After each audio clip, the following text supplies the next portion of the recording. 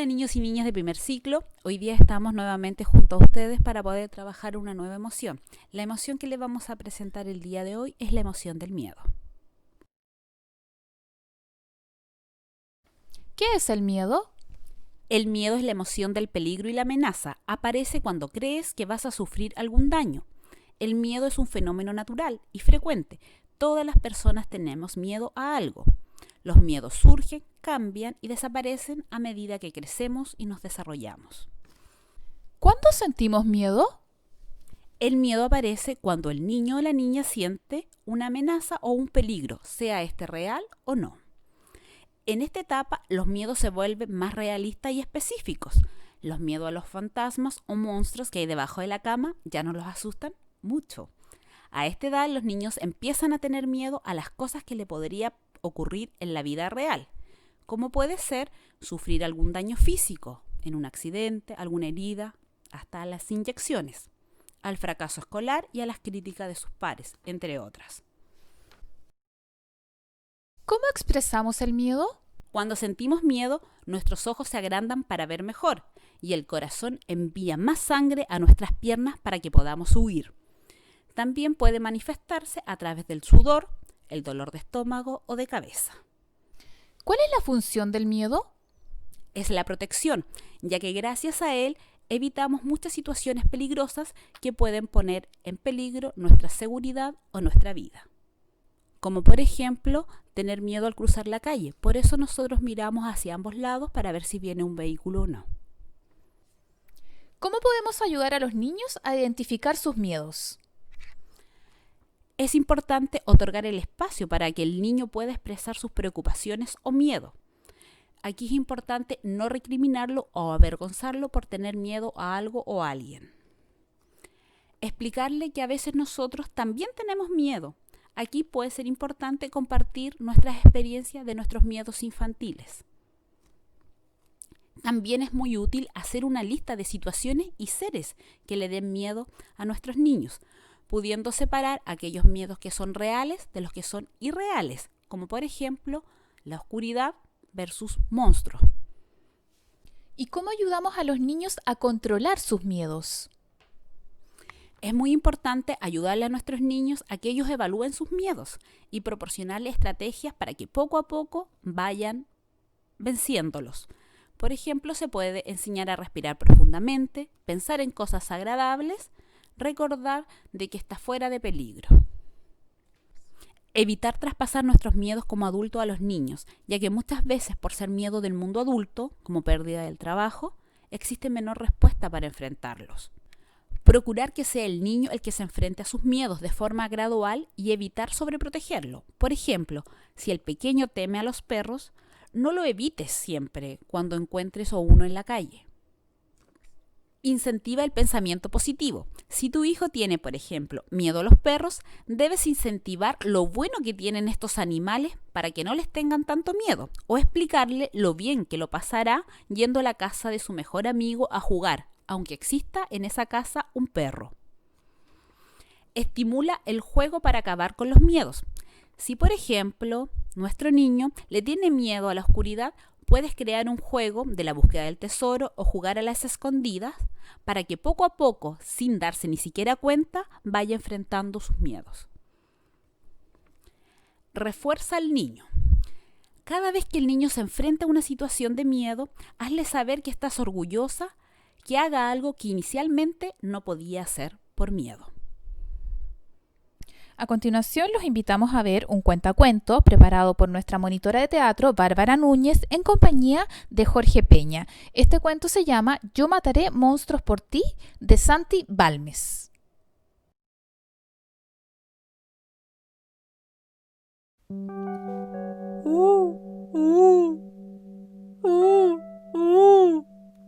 Afuera llovía muchísimo. Había llegado la noche y Martina tenía miedo. Cuando salía la luna, Martina sabía que la mandarían a la cama. Luego, sus padres se irían a su habitación y se dormirían. Incluso la televisión se callaría y empezaría a roncar.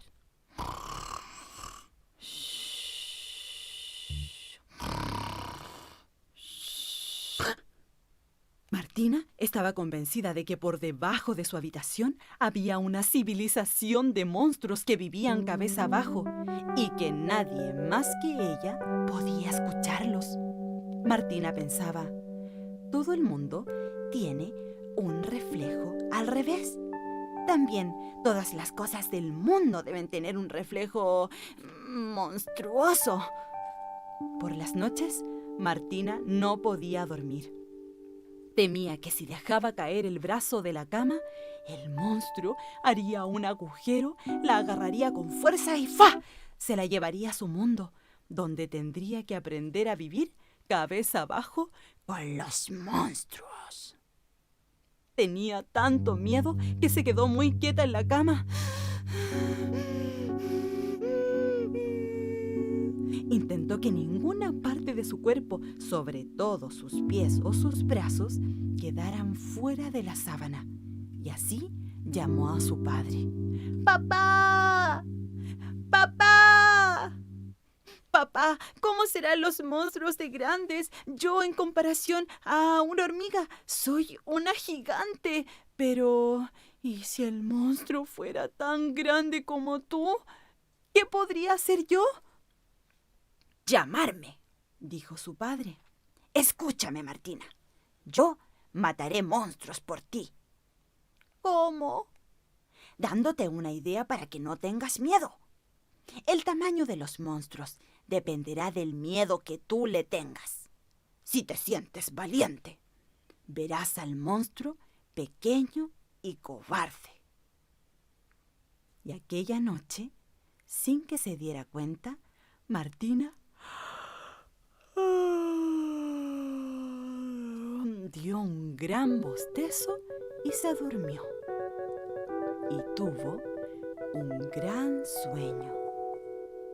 Soñó con una niña monstrua llamada Anitram. Anitram tenía miedo. Había llegado la noche. Y cuando salía la luna, Anitram sabía que la mandarían a la cama. Luego sus padres monstruos se irían a su habitación y se dormirían. Con aquellos ronquidos de monstruos.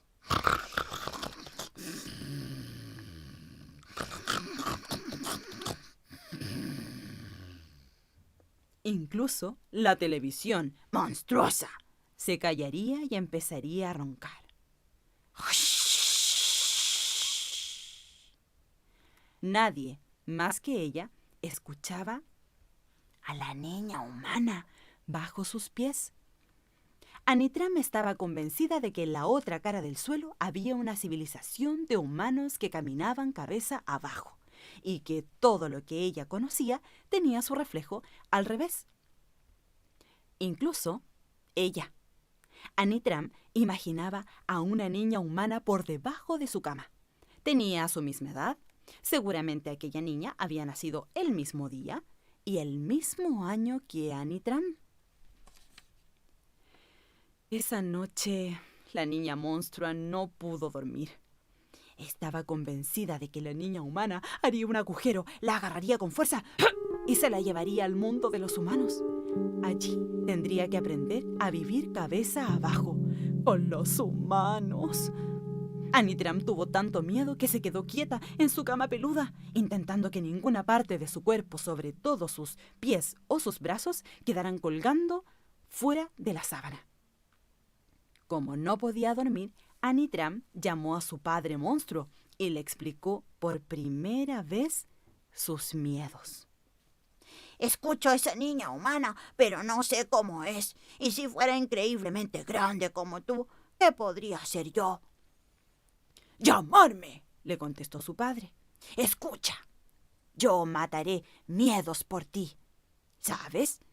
El miedo es elástico como un chicle. Se hace pequeño hasta desaparecer cuando tú creces. En ese momento, Anitram notó que había crecido por dentro y sin que se diera cuenta, se durmió y su brazo salió de la sábana y quedó colgando en el aire. Lo mismo le pasó a Martina, a la misma hora de la noche. Su brazo salió de la sábana y cayó hacia el suelo. Entonces se hizo un enorme agujero. Nadie sabe cómo ocurrió. Son de ese tipo de cosas mágicas que suceden por la noche cuando soñamos. A través del agujero, la punta de los dedos de Martina pudieron asomarse al otro mundo que tanto temía, ni más ni menos que al mundo de los monstruos. A la pequeña monstrua le pasó lo mismo. Así, ambas manos se tocaron. Anitram notó aquel tacto de piel humana y Martina notó que su mano se llenaba de un agradable y suave pelaje.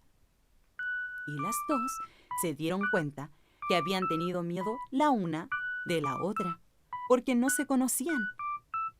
Y a partir de ese entonces, las dos dejaban caer su brazo cada noche.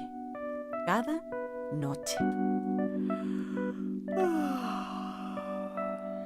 Buenas noches.